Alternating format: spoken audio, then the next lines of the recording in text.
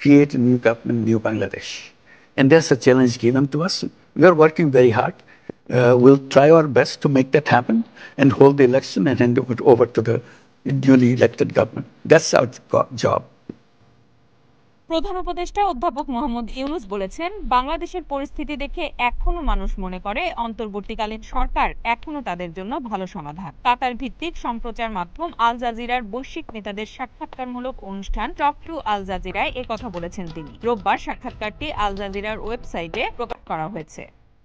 উপস্থাপক বাংলাদেশের প্রধান উপদেষ্টাকে প্রশ্ন করেন, এটা কি বলা ঠিক যে শেখ হাসিনার পতনের পরের মধুচন্দ্রিমা এখন সম্ভবত শেষ হয়েছে? কিছু বেশ বড় চ্যালেঞ্জ রয়েছে, যেগুলো সুনির্দিষ্ট জবাব আপনাকে দিতে হবে, কারণ পুরনো ক্ষমতাধরদের প্রভাব রয়েছে। অন্যরা রাজনৈতিক শূন্যতাকে কাজে লাগাতে চাইতে পারে, যেমন লাখ লাখ রোহিঙ্গা শরণার্থী রয়েছে। এর সমাধান কি বাংলাদেশ একা করতে পারে?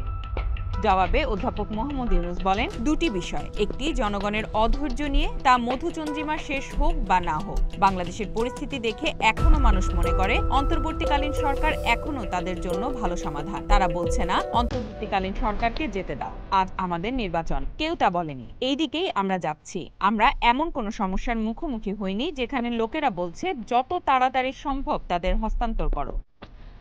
অপরদিকে রোহিঙ্গা একটি সম্পূর্ণ পৃথক বিষয় উল্লেখ করে তিনি বলেন, আমরা আন্তর্জাতিক সংস্থা জাতিসংঘের সাথে রোহিঙ্গা সমস্যা নিয়ে কাজ করছি এবং এই লোকেরা যাতে নিরাপদে বাড়ি ফিরতে পারে তা নিশ্চিত করার জন্য কাজ করছি। সাক্ষাৎকারে বিগত দিনের অনিয়ম দুর্নীতি দূর করে দেশে অর্থবহ সংস্কার এবং এ যাবৎকালের সেরা নির্বাচন উপহার দেওয়ার প্রত্যয় ব্যক্ত করেছেন প্রধান উপদেষ্টা। নির্বাচনের আগে সংস্কারের তালিকা ছোট হলে ডিসেম্বরের মধ্যে নির্বাচন এবং তালিকা বড় হলে আগামী বছর জুনের মধ্যে নির্বাচন অনুষ্ঠানের কথা বলেছেন তিনি। নির্বাচন জুনের পরে যাবে না বলেও উল্লেখ করেন প্রধান উপদেষ্টা। Z news, Dhaka.